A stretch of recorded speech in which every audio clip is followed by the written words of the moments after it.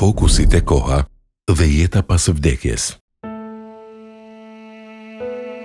Imagjinoni një bank që çdo mëngjes depoziton në llogarinë tuaj eksaktësisht 86.400 euro. Por çdo gjë që nuk arrini ta shpenzoni gjatë ditës fshihet në mesnatë. Ky bank ekziston. Ne jep sekonda.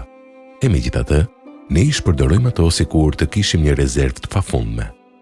Jetojmë me iluzionin e rrezikshëm se jemi të përjetshëm. Në këtë tokë ku ne ecim me mendje madhësi, shtrihen miliarda njerëz që kishin plane për sot. Varri nuk pret që ti të plotësosh listën tënde të dëshirave. Profeti Muhammed, paqja qoftë mbi të, na porositi: kujtojeni shpesh katërruesin e kënaqësive, vdekjen.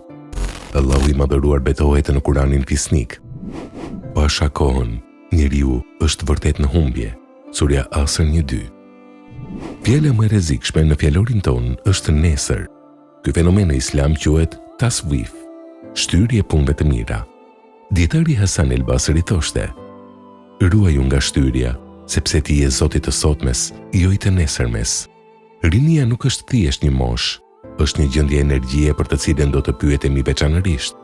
Profeti ka thënë se njeriu nuk do të lëviz ditën e gjykimit pa u pyetur për rininë e tij, se në çfarë ka shpenzuar. Rinia është koha kur ke forcën për të ndryshuar botën dhe veten. Mos e lë të digjet në altarin e argëtimeve të kota.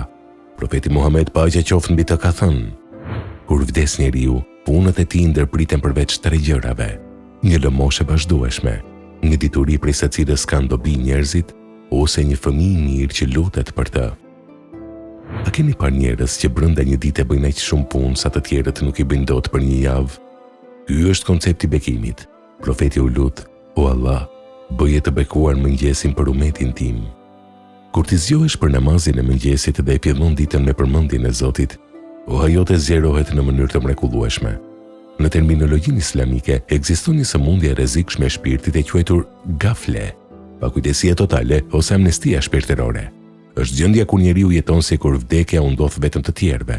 Kurani thotë: njerëzve u është afruar koha e llogarisë së tyre, e ata të pakujdesshëm kthejnë shpinën e mbija një. Shoqëria që të rrethon ose të ngre drejt suksesit ose të tërheq drejt fundit. Profeti Muhammed a.s. ka thënë: njeriu është në fen, stilin e jetës e shokut të tij. Prandaj, le të shikoj mirë se këzë shok.